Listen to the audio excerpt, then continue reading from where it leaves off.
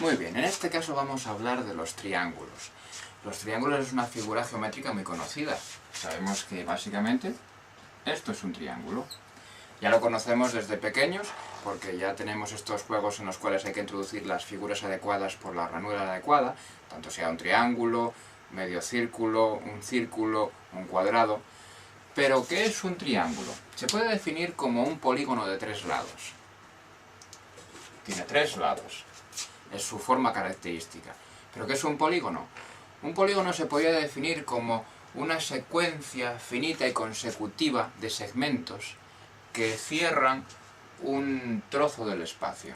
Fijaros, una secuencia finita, porque no es hasta el infinito, sino tiene una cantidad determinada, una secuencia finita de segmentos, ¿veis? Son segmentos consecutivos, no están así, porque además cierran una zona del espacio. ¿Veis? Estos 3 segmentos han cerrado esa zona del espacio. Los triángulos se pueden clasificar de 2 maneras, según sus lados y según sus ángulos. Por lo tanto, según sus lados, tengo lo que son el triángulo escaleno,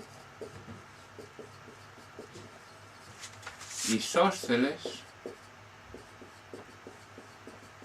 y equilátero.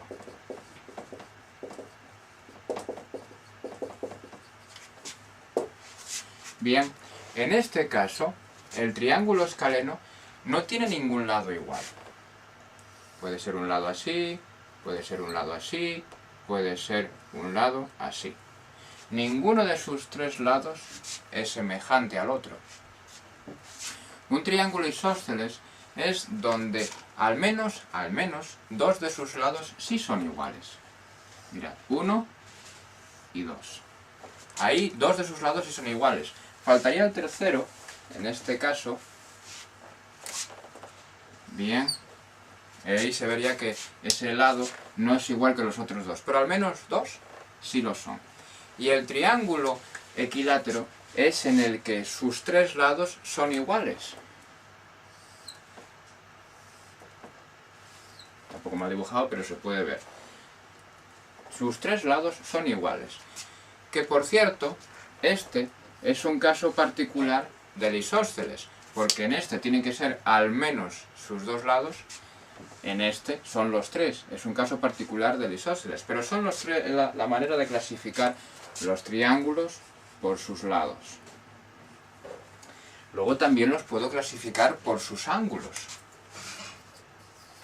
Entre los lados hacen ángulos. Entonces, según sus lados puede ser acutángulo, rectángulo y obtusángulo.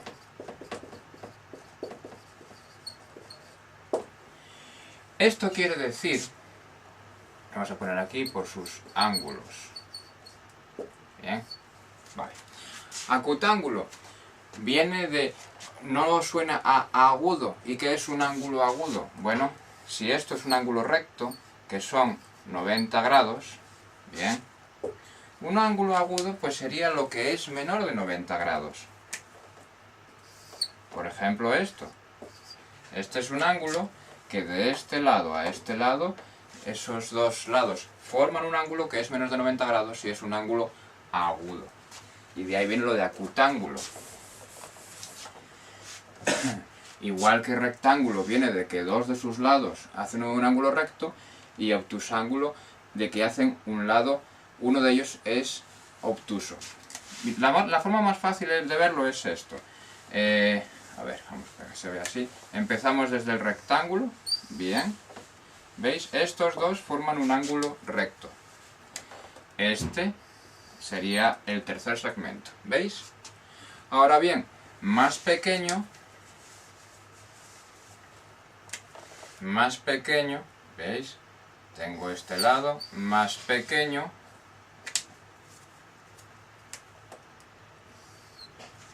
o más grande. Si aquí sería 90, aquí sería el ángulo obtuso. ¿Veis? Estos son ángulos agudos, porque ninguno llega a 90 grados. Aquí hay uno que sí llega a 90 grados, es este, los otros dos no. Y este, pues es un ángulo que es obtuso. Es más de 90 grados, que 90 grados sería así. Sería 90 grados en escuadra.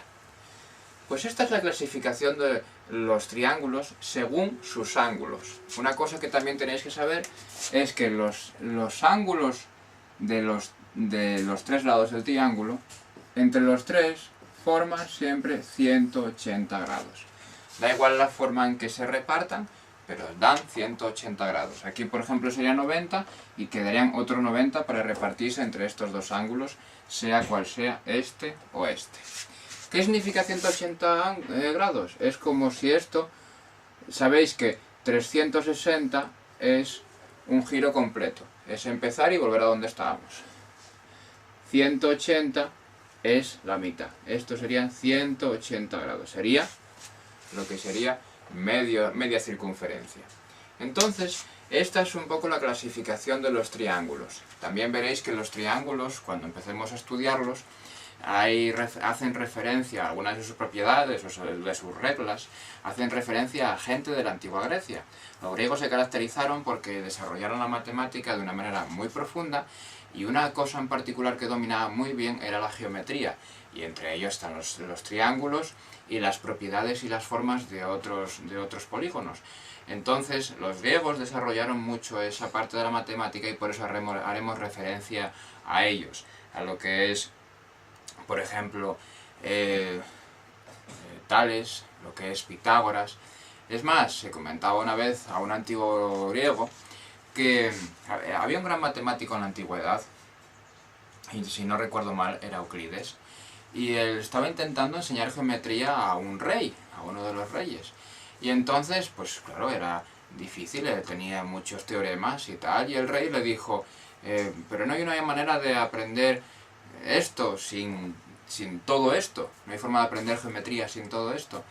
Y entonces Euclides le dijo, si era él, me parece que sí, le dijo ese gran matemático, que no existían caminos reales para la matemática, haciéndole entender de que él, aunque fuera un rey, tenía que esforzarse y tenía que estudiar y tenía que también pasar por las mismas dificultades que pasó él o cualquier otro de sus estudiantes, que no por ser rey iba a ser más fácil. La historia la cuento de memoria, pero es una historia que sí nos puede hacer entender de que realmente pues tenemos que estudiar, tenemos que esforzarnos, y que tiene un fruto, que es el conocimiento, pero que no es gratuito. Y esto pues lo podemos ver claramente con la geometría o con cualquier otra parte, por ejemplo, de la matemática.